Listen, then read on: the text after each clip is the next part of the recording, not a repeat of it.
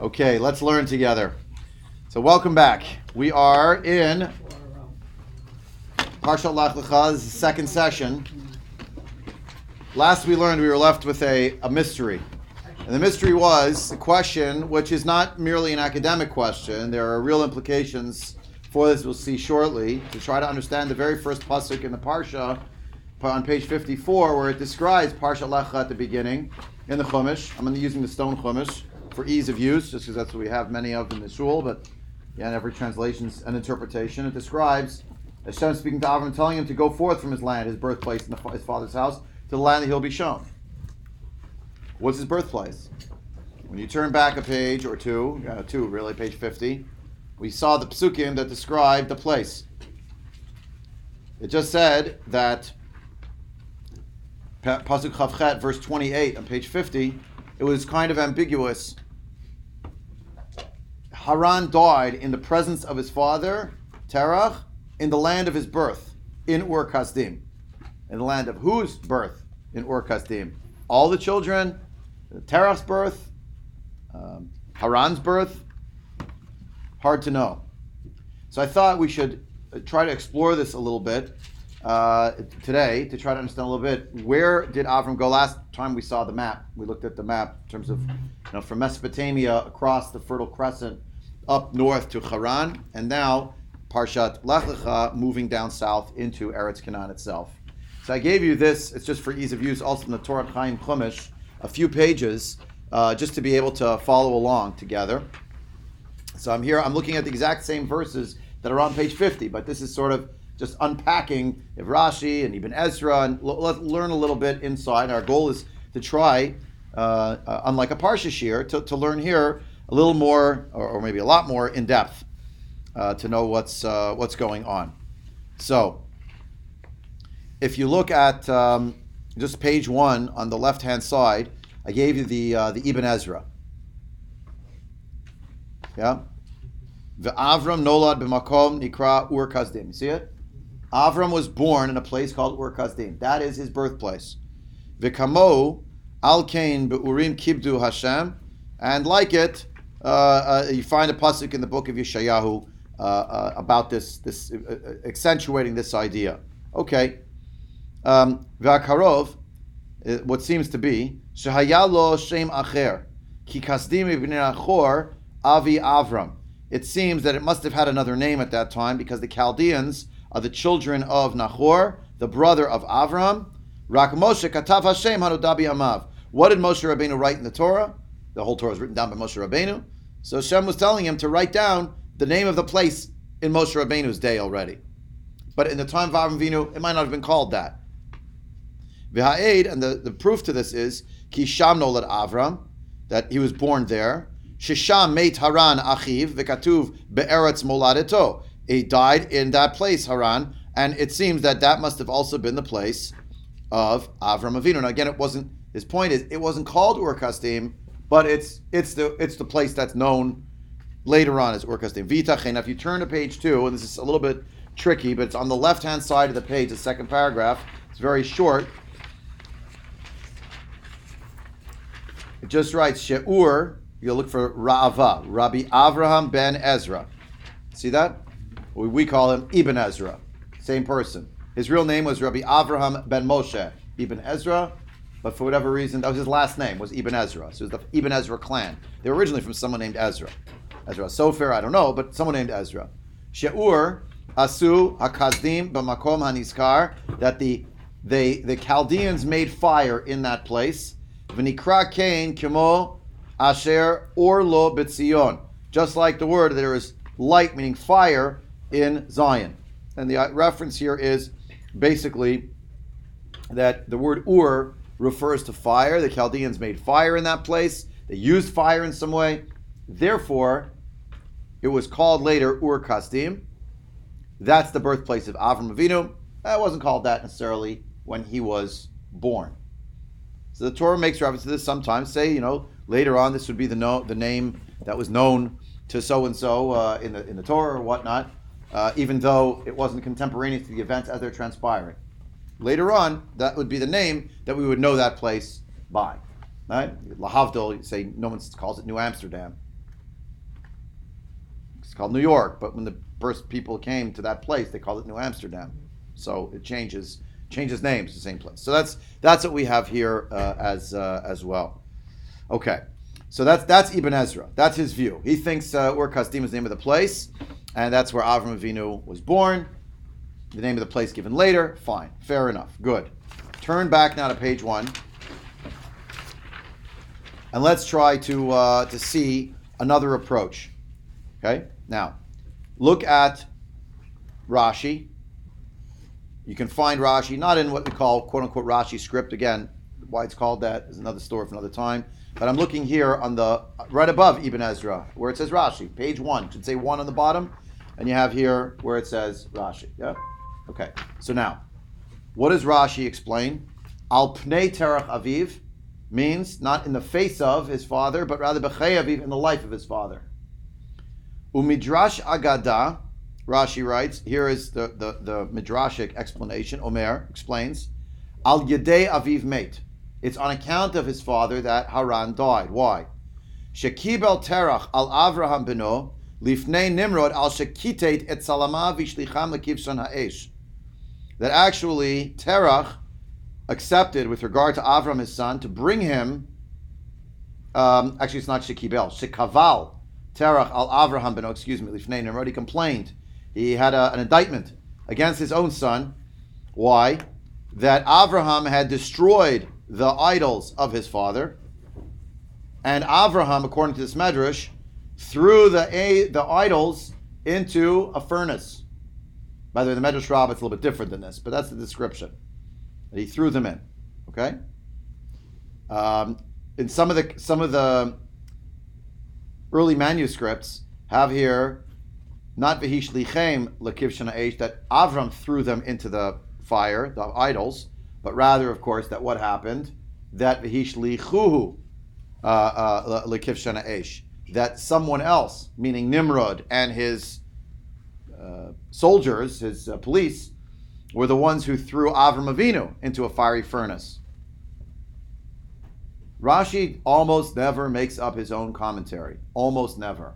A lot of people don't know that. They think, well, he's the greatest commentator. He is the greatest commentator, but his greatness was not in his coming up with fresh ideas. His greatness was in making editorial choices from the voluminous writings of Chazal and formulating them in a very trenchant manner in order to convey what he believed to be the most direct understanding of a given pasuk. Others would disagree with him. We're going to see that later on. We're not studying it per se, but we're studying Rashi's methodology per se. We've done it many times in the past. Various classes I've given about Rashi and his life and his but not for today. All to say, though, that we were cognizant as we were reading Rashi, there were manuscripts. In fact, the little footnote 86 points out Vishlicham, Bitfus Rishon, means in the first printing, it's Vihishlichuhu, V'chei Nachon. And that's actually correct. Hirak et Avram Hishlichu Lekivshan. Only Avram was actually thrown into the fire. In the Midrashim that this is based upon, it doesn't say that Avram threw idols into a fire. It says Avram broke the idols. But then it does describe that his father took him to Nimrod, who was the dictator and the tyrannical ruler of the day.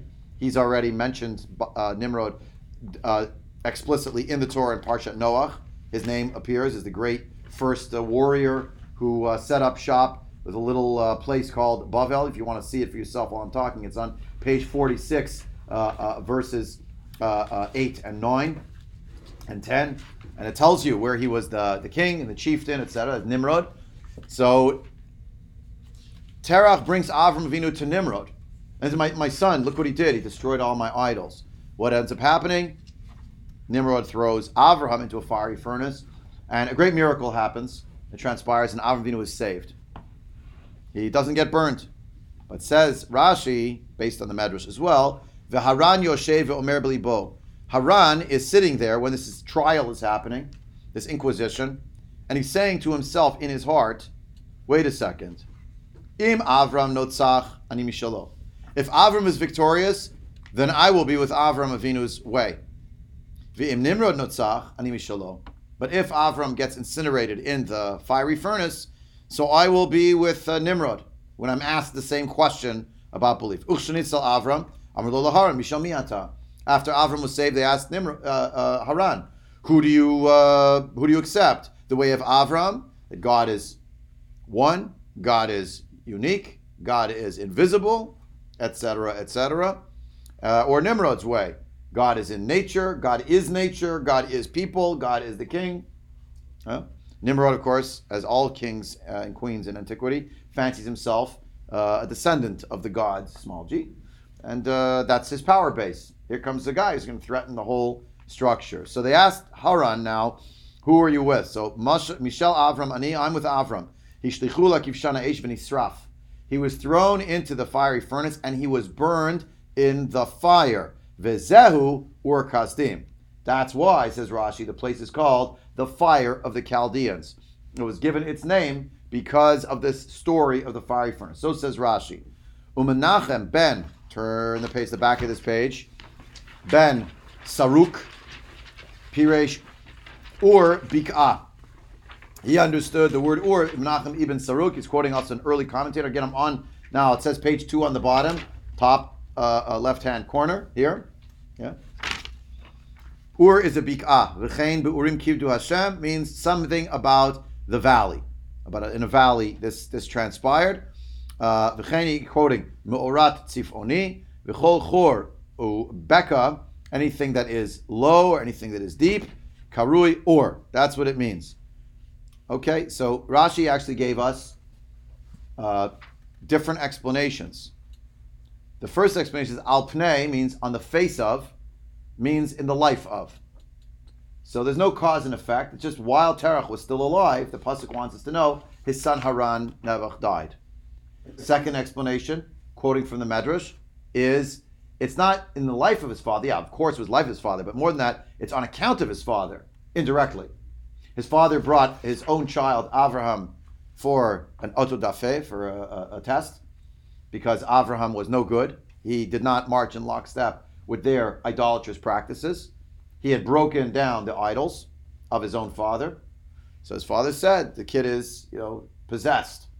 There's something wrong with him. Brought him to Nimrod to be fixed. And the Medrash actually has a whole discourse back and forth, which is meant to be, deliberately, I think, almost comical, where Avram Avinu was making fun of Nimrod. Nimrod says, "Come, let's bow down to the fire." And Avram says, "Fire is not that powerful. It can be extinguished by water." Avram says, "Well, we can't bow down to water. I think this is how it goes. Can't bow down to water because water gets evaporated by the sun. Let's bow to the sun." "I won't bow to the sun," Avram says, "because it gets covered by clouds." So he tells him, "Well, let's bow to the clouds." So Avram says, "No, we can't bow to the clouds because the wind pushes the clouds around." So now Nimrod says, "Let's bow to the wind," and he realizes, what does that mean? So he says, "Well, let's bow down to a human being like me, because I have wind in me, I have spirit." And Avram says, "I'm not going to bow to any man. I don't believe anyone is a god. There's only one God." In a sense, they're going through it, and it's almost like he's sort of like, needling him. Now, in the end, of course, what is that? Then that's when Nimrod says, "No, we'll bow down to fire together. And in fact, either you'll bow down or I'll push you. You'll have to be thrown in." And Avram says, "No." Then he's thrown in. And we just read the end of the story. Now, Rashi doesn't give you all of that back and forth in the debate. That's if we're studying Medrash more than just on the page. So we'd open up the Medrash, and there's nothing wrong with that. The Medrash itself is a commentary on the Torah, on what's going on in the Torah itself. All of this is set up for the Ramban. The Ramban, Nachmanides, it's a rather lengthy piece, but I feel it's so crucial to learn it because it gives us some pathways to understand not only this story, but have an understanding of what's going on when Chazal describe a medrash that most of us know, if not from childhood, from very early on, a foundational story about Avram Avinu, and it kind of begs the question, okay, if it's so important, why not just write it in the Torah? It's in Torah Sheba'al Peh. Didn't make it Torah Shebichtav. Instead, like we saw last time, what's the opening line? God says to Avram, Lech Lecha. Well, how about some introduction? How about, this is what it means to believe in me, et cetera, et cetera. Nothing. All we get is go. So what happened before? Oh, there's a story about Avram in the Kibshon Age. According to most of the Rishonim, it's the first of the 10 tests. Avram was tested 10 times, says the Mishnah in Pirkei Avot in the 5th chapter. It says 10 tests was Avram Avinu tested, and he withstood all of them. according to most of the commentators, not everyone agrees, but most maintain the first test is this story of being thrown in the fiery furnace. And most maintain the last test is the Akedah.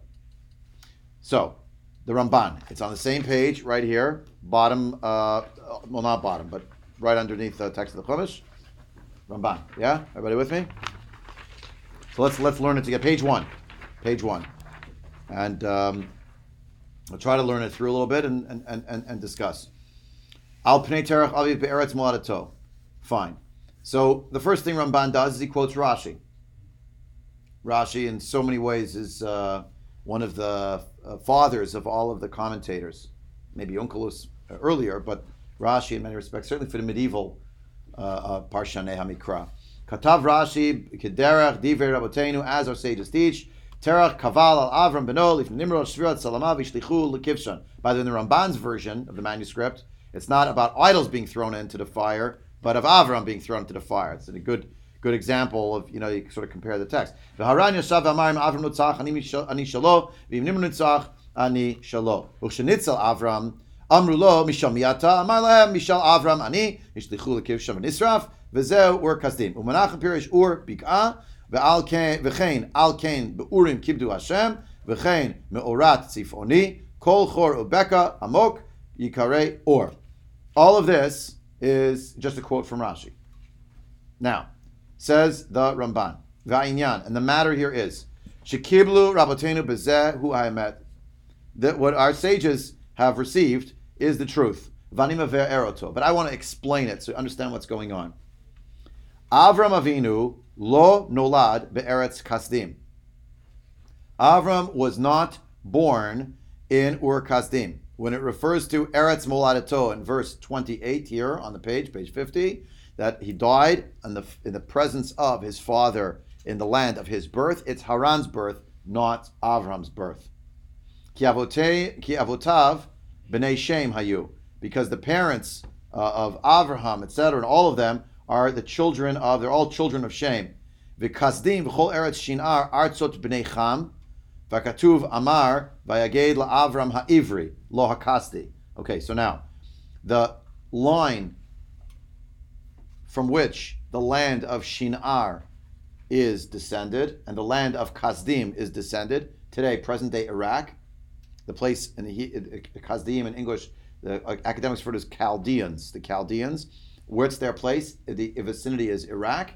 That was not given to the children of Shem. That was controlled by children of Cham. Where does it say it? On page 46 in the Chumash. That's what I pointed you to before. It actually mentions Cham has 4 sons.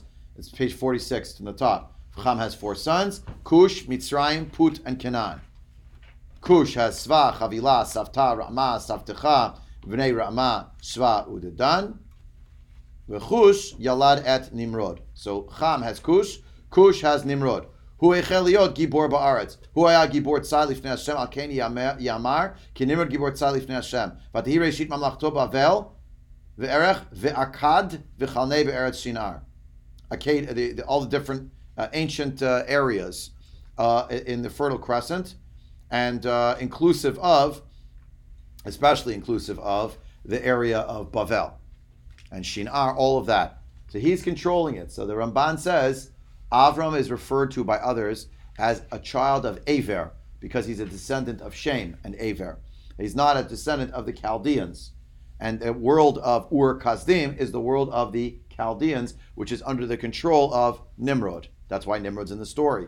He's the ruler in that region. So, what he explains here, the Ramban, is he says, go back again now, page 1. I'm at footnote 11, but in the text it says, "Kasdim b'chol eretz Shinar artzot b'nei Cham." They're the lands of Cham. V'katuv amar vayaged la'Avram ha'ivri. We just read this in Parashat Lech Lecha in Shul. It was spoken to Avram ha'ivri. Why is he called it Lo HaKasdi? V'uchtiv be'aver. Next page, page 2. It's a long column, but it'll be well worth it to cycle through it together. I hope. Be'aver hanar yashvu teichem eolam terach avi Avram vavi Nachor.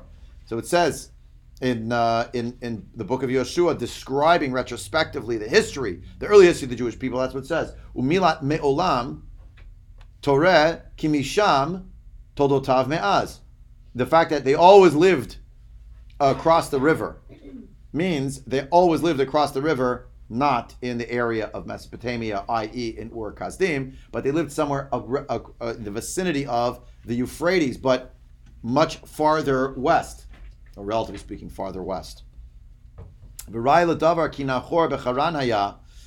that that Nahor lived in Haran. Nahor, the brother of Avraham Avinu, lived in Haran. How do we know that? You can explain. V'im haya makom terach ur kasdim be'eretz shinar, v'katuv siper kibet seito be'ur kasdim lo lakach ito rak Avram beno v'lot ben Haran ben beno v'sarai kalato im ken haya Nahor nishar be'eretz kasdim. Aval be'emet. Oh, sorry. Let me stop here. We know that later on in the story, Nahor and his family live in Haran. We know this for sure because the Torah testifies to it. Remember that right after the Akedah, at the end of this coming week's Parsha, it's going to describe Avram found out that their children were born to his brother Nahor. And we get a whole family tree, and buried in that family tree is the name of Rivka. When Avraham says to his servant, go find a wife for my son Yitzchak, he says, go to my birthplace. Go to the place where I was born. Go where? To the family of Nahor, my brother. Where is that? It's in the vicinity of Haran and its surrounding suburbs.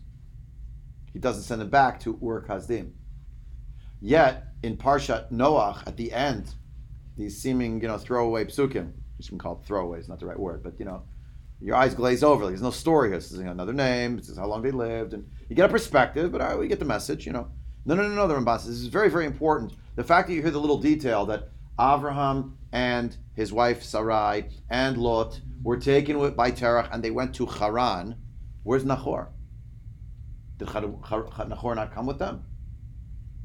So the Ramban says, you know why he's not mentioned? Because he lives in Haran. Because the family's originally from Haran. For whatever reason, they went to Ur Kasdim. They were living in Ur Kasdim. Haran was born in Ur Kasdim, the youngest of the three brothers. And now Haran died in the land where Haran was born.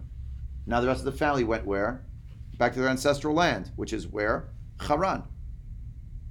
And that's what he writes.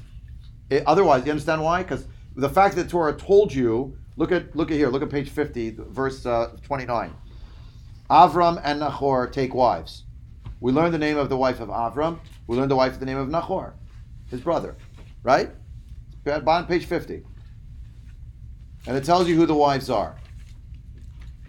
But then, at verse 52, it mentions that Terach took Avram his son, Lot his nephew, his grandson rather, Sarai, and they went from Ur Kasdim to go toward Eretz Canaan, and they went to Haran. They lived in Haran.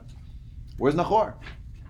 The answer is, Nahor is where Nahor always was, back in the original home, in the Haim, which was in Haran.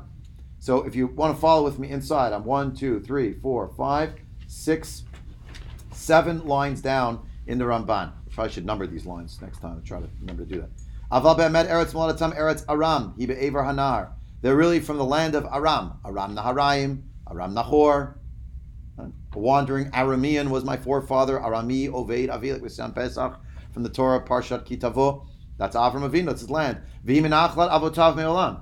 That's really where they're from. That was a heritage place. V'katuv omer b'bnei Shem, v'hi moshavam mimasa, boacha, safra har hakedem, v'hu Shem kolel, kidichtiv ba'artzotam legoyehem. Okay, in a whole area where they live. V'chatuv min Aram yancheni Balak, melech Moav meharei kedem. So Har HaKedem, and the area of Har HaKedem refers to the place where Bilam is from. It's from Aram, and that's where he was from as well. That's where Shem's lands were inclusive of Aram. V'nehu v'avotav min aretz ahim me'olam. That's where they were always from.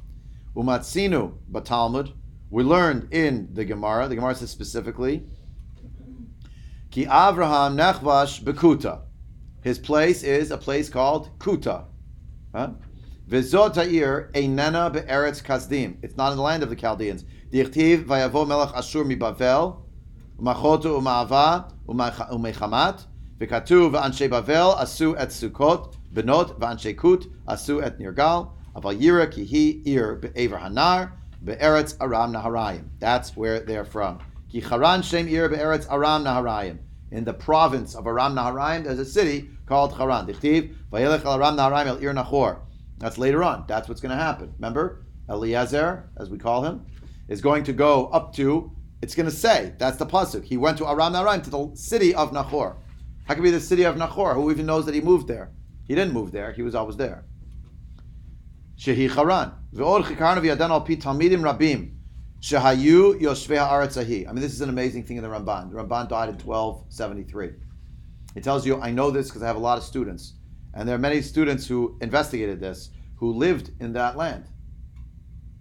The Ramban lived most of his life in Catalonia, in Spain.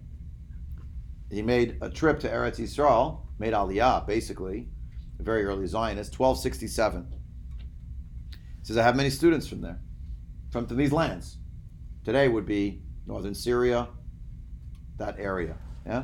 Kikuta ir gdola bein Haran uvein Ashur. Between Assyria and Haran, there's a place called Kuta. Rechokam midnat Bavel. It's very far from Bavel. Ubein Haran, Kamosh Shayamim. It's about 6 days' journey between Bavel and Haran. Aval hi nichlalet be'ever hanar ba'avur heyota bein Aram Naharaim uvein Nahar Prat Gvul Eretz Yisrael. So it is between Aram Naharaim, this region, and the Euphrates River, which is the boundary of Eretz Yisrael, Vein Chidekel, the Tigris, Haolech Kidmat Ashur, which is all the way up in the northern reaches of Assyria.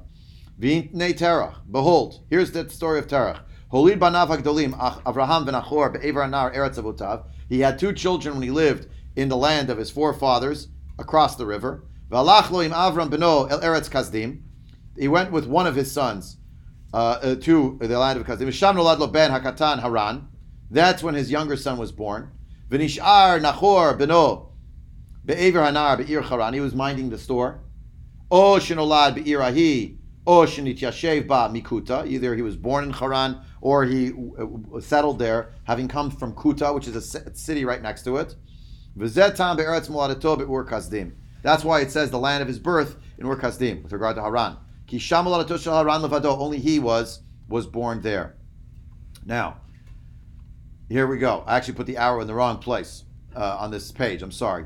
Now we're getting to the crux. This was, you could say, maybe sounding a little bit technical, but we'll see now that the geography matters to understanding some key aspects of the story.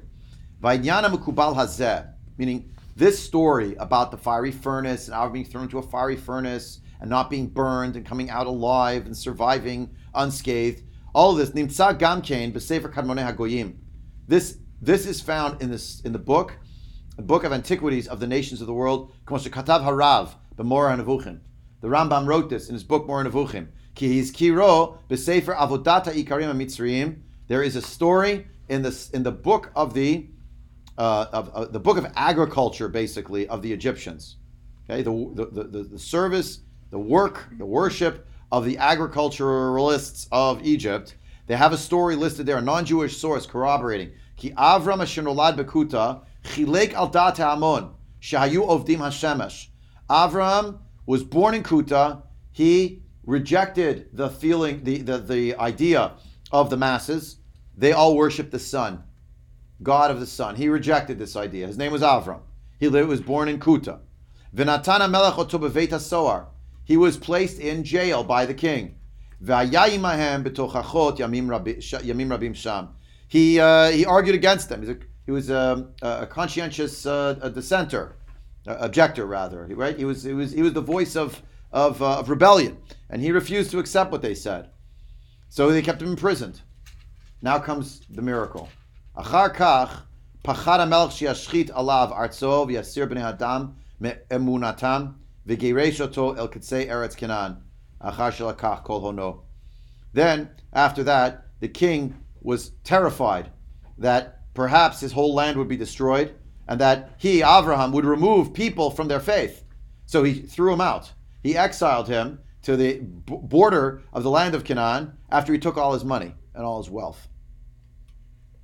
So, that's the story that appears in a non-Jewish source, quoted by the Rambam, quoted by the Ramban, quoting the Rambam, quoting this non-Jewish source.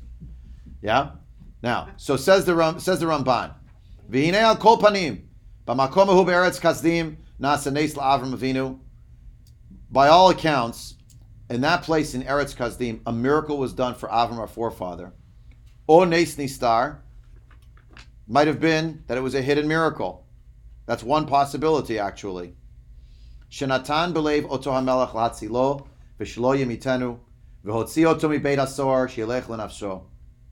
One of the possibilities is the Ramban you have to take into account in this medrash is that the story is a story of hidden miracles. You know what the miracle is? That a despot felt so threatened by this guy who was claiming that everything he stood for. Remember, Nimrod, like many people in antiquity, thinks he's descendant of the gods. And the god in the society is the sun, which is powerful, which appears every day, like clockwork, right? Which is able to burn out someone's eyes if they stare at it, which apparently helps things grow. It's a very powerful god, this sun god. And why is it so high in the sky and we can't touch it? Because it's so much more than we are. Just like our venerable king, King Nimrod, who is of that ilk as well. So the king doesn't want to deal with this Avraham Avinu, this person he can't dismiss him anymore as a madman. He's very persistent. He seems to have cogent arguments on his own. So what does he do? He imprisons him. Why didn't he say off with your head right away? We don't know. But some morning he gets up, in my, again, maybe too imaginative read of it, breaking out in a cold sweat and screaming, let him go, let him go, let him go. He's saying, what are you talking about? Who? That guy in prison. Sire, there's something better we could do with him. Why don't we just kill him? No, don't touch him. Just let him go. Don't harm him. Just let him go. Sire, this doesn't make any sense. You're a descendant of the gods, are you not? Yes. You're threatened by this guy? I can't explain it. Just let him go. Says the Ramban. It's a nice nista. Take his money, take all his wealth. The Gemara, he didn't know the Gemara. The Gemara says, Ani nachshav kemet. Someone who is totally impoverished as if they're dead. They have nothing left. They're indigent. Take his money, throw him out. Don't harm a hair on his head. So the Ramban says, yeah, you know, it could be.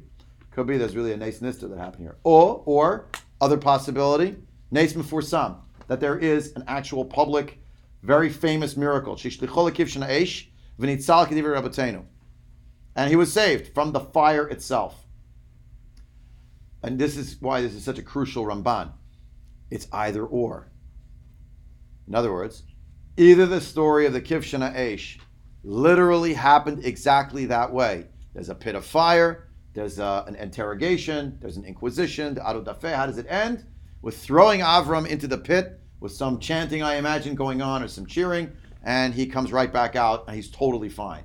He's a firewalker. Get him out of here. It's craziness, right? Okay. Or the other story I told you. A man who is imprisoned in a tyrannical regime where the king has nothing to lose by just taking off his head, suddenly, apropos nothing, by all account, defies all logic, gets up one morning with an idea that is very, very strong in his mind, that he must let this man go and walk off into the sunset. He made him go west. Go west, young man. Yeah? So he threw him out. The Ramban says, isn't that also huge nace? Huge nace. It's called the nace nistar. And the Ramban says, I'm not telling you it's one or the other. It's just, the point is that there's something really incredible that's going on here. And Chazal want us to appreciate how incredible it is. Either amazing and incredible because it literally was a fiery furnace, or no less amazing, although much less accessible to understand, they just let him go. Says the Ramban, Vayifate otcha Rabbi Avraham. Let Rabbi Avraham, meaning the Ibn Ezra, his good friend, let him not come after you with his questions. Let him not seduce you with his questions. Shomer shelo siper hakatuv ze'apele. Don't let him seduce you with his questions, where basically he says, oh, the Torah never told us this story. And the fact that it never told us this story should ask us to wonder, then how important could it be, or why is it here? Now, by the way, our version of the Ibn Ezra, we read it already when we started this morning. It doesn't mention the story at all, but it also doesn't dispute the story. It just gives you, Ibn Ezra just tells you, here's what the psukim mean. It's a man named Haran, he died. Why he died? I can't tell you why he died. He died. He was old. He had a birth defect, chas v'shalom. He got sick, chas v'shalom. Whatever it is, lo aleinu, he died. That's what happened. And why is the place called Ur Kasdim? Either because it's a valley or because they did something with fire. The Chaldeans were famous for working with fire. So that's why they call it that. And they didn't even call it that in those days. Later on, it was called that, so they retrojected it. And why is it Eretz Moladato? It's the Eretz Moladato of Avraham Avinu. The Rashi says, I'll explain to you why it's called Ur Kasdim. I'm not getting into when it was named that. then or later, but the point is, why did it get that name? Because of the story of Avraham Avinu being thrown into the fiery furnace, maybe, or maybe, like Menachem Ibn Saruk says, because the word Ur also means a valley. Ramban, let me explain to you that actually Avram was not born in that place. The story did happen in that place. Now, what actually happened in the story, that is the question. And Ramban says, I know what you're going to ask me. You know, he basically says, right, what was the basic question? And again, in our version of Ibn Ezra, it doesn't come as a question. It just says, like, okay, here's what we know, here's what we don't know. But Ibn Ezra didn't reach for the Medrash, because the Medrash is not the Pshat. It's crucial. It communicates great truths, capital T, about the world that Hashem wants us to know. But did it historically happen? Ibn Ezra doesn't take a vote. Rashi says, this is the backstory. The Torah Shebirtav doesn't tell you the whole story. There's, of course, much more going on. This is just a partial record of the whole story. You want to fill out another aspect of it, you need the Torah Shebaal Peh. Ramban is saying, I heard that you didn't say anything about this, Ibn Ezra, and I can only imagine why, because I know you, I know how you work. If it's not written in the Torah text, you don't want to go there in most cases. You try to stay away from it.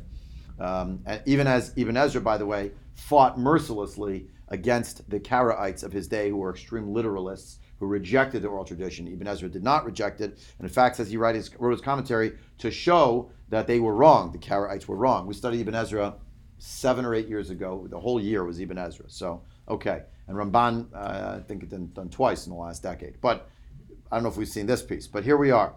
I'm at footnote 20, page 2, footnote 20, the Ramban, the right-hand column.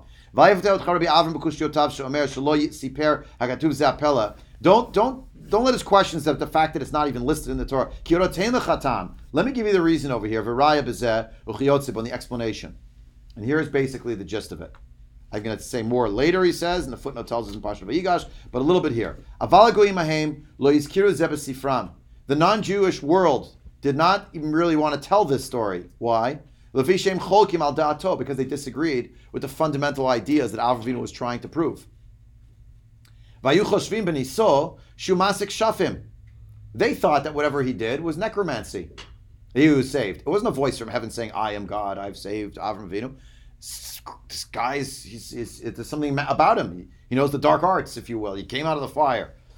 And this is Ki'inyan Moshe Rabbeinu Imam Mitzrayim B'tchilat Ma'asav, at the beginning of Moshe Rabbeinu. Remember? Every sign he does for the Egyptians, we can do that. We have a lot of Chatumim here as well. Page 3. Hazeh, right-hand column. It would have to also mention the idea that there were those who disputed what Avraham Avinu had said. Follow? If it would have mentioned Avram was saved, it would also have to throw in, by the way, because then we'd be asking, well, how come people weren't convinced? It's an unbelievable story. People weren't convinced. There's one God. He's more certainly whoever Avraham Avinu's God is more powerful than the sun God. He's more powerful than Nimrod as the God. But none of that happened. Why? Because their reaction was dismissive. They were at once scared of Avraham Avinu, but their level of derision for him only grew. He's a magician. He's a necromancer. Get him out of here, right? And then they would have to mention about the idolaters. Remember when the Chartumim, the first 2 plagues, the sign with the staff and the snakes. So there also you had the necromancers of Egypt poo-pooing it. Yeah, line 2, third word. V'lo nidbaru divrei Avraham imahem. What's the difference between the 2 stories? What happens at the end of the story with the sorcerers in Egypt? Remember? The snake, Moshe's snake eats up all of them. Right. In fact, according to the Torah, the snake turns into a staff again, and the staff eats their snakes. It's a strange thing. And in the plagues, and somehow they're not convinced anyway. Then plague number 1, the sorcerers can do it. Plague number 2, the sorcerers can do it. Plague number 3 is lice. What happens to the sorcerers? They get it. They're bested. They can't do anything. They say, Etzbe Elokim is the finger of God. We don't know anything about this God, but he's very, very powerful. We can't even do this. And after that, the Chartumim Mitzrayim kind of retire from the story. They're not making claims anymore. But that didn't happen in the Avraham story. Because unlike the story of Moshe and the Chartumim Mitzrayim, where it was about showing God's mighty hand, outstretched arm, saving the Jewish people, and laying low the entire culture of Egypt by God doing it, in the case of Avraham Avinu, the goal was not to convince the Chaldeans, but to save Avraham. And Avraham didn't stick around to start convincing them of his way after that. Not at that point in Jewish history, that's for sure. He left. V'zeu she'amar HaKatuv. And this is what it means in Parashat Lech Lecha when it says, Ani Hashem Elokecha asher hotzeiticha me'ur kasdim latet lecha et ha'aretz hazot l'rishta. God will soon say to Avraham Avinu further along in Parashat Lech Lecha, I am the Lord your God who took you out of Ur Kasdim to give you this land as a heritage. Kimilat hotzeiticha, I took you out to lamed al nes, if it speaks something miraculous. Kilo amar shelekachticha, I didn't take you, but rather I took you out of. But not I took you from Ur Kasdim. Aval amar hotzeiticha shehotzimi masger asir. He took him out of a prison. When you take someone out of prison, that's motzi asirim. You've released their bondage that they were in previously. And what does this, of course, sound exactly like? Remember the 10 Commandments? The first of the 10 Commandments, the Aser HaDibrot, the 10 statements by God to the Jewish people. The first one is, I am the Lord your God who took you out of Egypt, the house of slavery. Remember? So, Ramban says, you know why it's an exact parallel language? Because in both cases, it's someone or someone's, because of Jewish people, being taken out of a massive prison by some miraculous way. In the case of Avraham Avinu, though, there was not 10 plagues. And there was no thought that it has to do now with the engagement of the culture of the Chaldeans. Avraham needs to be saved, out. And a formative experience at that. And that's what you have here. V'amar, latei lecha et ha'aretz hazot l'rishta, ki me'ir otzio to me'ur kasdim haya ratzon lefanav yitaleh, she'yigdalenu v'yitein lo et ha'aretz hahi. The thought was, at the time that Hashem took Avraham Avinu out of Ur Kasdim, he wanted to give him greatness and give him the land. V'terach aviv v'Avraham, hayab libam min hayom hahu shenitzal, she'ilchu eretz Canaan, lidrachek me'eretz kasdim pachad hamelach. According to the Ramban, why did Avraham and his father Terach, in fact, who's the head of that clan, pick them up stakes and leave Ur Kasdim and go towards Eretz Canaan? Because it's the farthest place that you can get to on the continent away from the king of the Chaldeans. It's in another empire. And that's where they'll be out of the reach of this terrible king, Nimrod. So they said, where are we going? Oh, we're going to Eretz Canaan. Because they'll be far away. If they go all the way to Mitzrayim, by the way, if they keep going, they'll be under the thumb of another tyrannical ruler. But Canaan doesn't have one ruler. It's got chieftains and people, etc. They're going to go there. But what happened? Ki Haran karov lahem. And on the way, Haran is close by. Everybody has one language. Ki lashon aramit lishneim. They speak Aramaic. At least let them start going in the direction of some place where it's a different language than the Chaldeans speak. Sorry, I read that right. They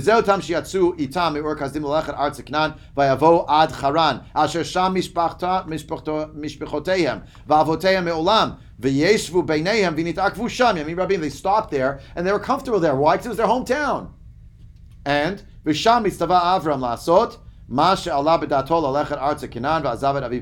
where Avraham now got a mitzvah. Keep going, Avraham. I have a mission for you. I want you to keep going.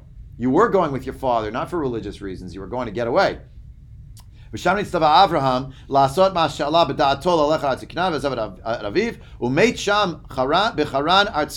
right? His father died in Haran. The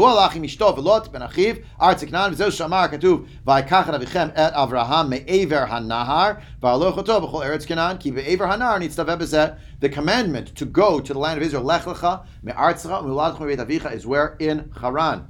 And that's why he got the mitzvah there. The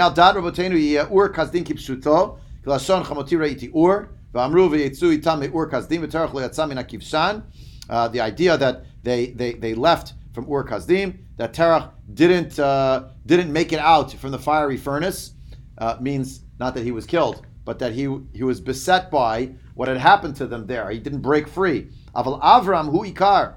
Oh, Amakim Nikra came ba'avur hanes. Maybe the place, like the Rashi said, is because of the miracle. A place gets a name because of an event. They all escaped. Right? And then he keeps going. We don't have time to see the end, but it keeps going to explain a little more about the language of what the words Ur Kasdim might mean. But for the Ramban, this is crucial. The story the Medrash tells us is very possibly a literal story about a literal miracle that happened, and it's also possibly a story about the symbolic representation of a great miracle that happened.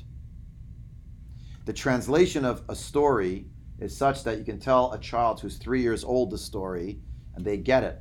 They get all the elements of the story. They hear the story in a very concrete way, in a very literal way. But it is also possible, says the Ramban, to view this whole story possible. He didn't say it's not paskin. There's no halacha to paskin over here. It's a medrash. You can take it or leave it. In terms of its literal character. And the Ramban says, I could see two perfect Jews. One Jew sees the story about a man or a boy rather, being thrown. By the way, we don't know if he's a man or a boy either. It's another piece of it. Thrown into a fiery furnace. How old is Avraham in the story of the Kivshan Aish? Never tells us. He's thrown into the fire, comes out unscathed. Or I could see it as he was thrown into the fire means he's never coming out of that prison. Definitely not alive. And then inexplicably the king just changed his mind? Makes no sense. No, there's a guiding hand of God in the world. That's the Nes Nistar of it. That God gives Nimrod this maniacal idea, that guy's danger, don't touch him. Leave him go. And they're all saying, but it doesn't make sense. It's a fiery furnace what we have here. Now, by the by, the Chaldeans were very into fire and technology. We'll leave that already for another time. But, the idea that that's why it's called a fiery furnace. It was the symbol of what they were, what they stood for. Some nations have a hammer and sickle. Some nations have wheat, sheaves of wheat. Some nations put, whatever they want to symbolize what they are. On the flag of the Chaldeans was fire. Fire of the sun, fire of being able to make things, using fire and pottery, etc. And therefore, what great symbol of what it means that they were going to kill Avraham is they're going to throw him into their fiery furnace. He would be consumed by the society, but he wasn't consumed. Instead, he emerged miraculously unscathed, and he left the set. Says the Ramban, but the story was about getting him out, not the story of convincing the people. And in fact, then the story would be about how Avraham failed to convince the people. But that's not the point of the story. Clearly, it wasn't meant to be in that place. Once he journeys to Haran, now he lives there for a while. Now God comes to him and says, okay, I actually do want you to go to Eretz Canaan, but not for the reason you think. And then that's the bracha, etc., right? And the bracha, you'll be a source of bracha, etc., etc. That's all we have time for today. Next Monday, there will actually not be able to be a shiur. I'm next Monday at a Yarchei Kala out of town.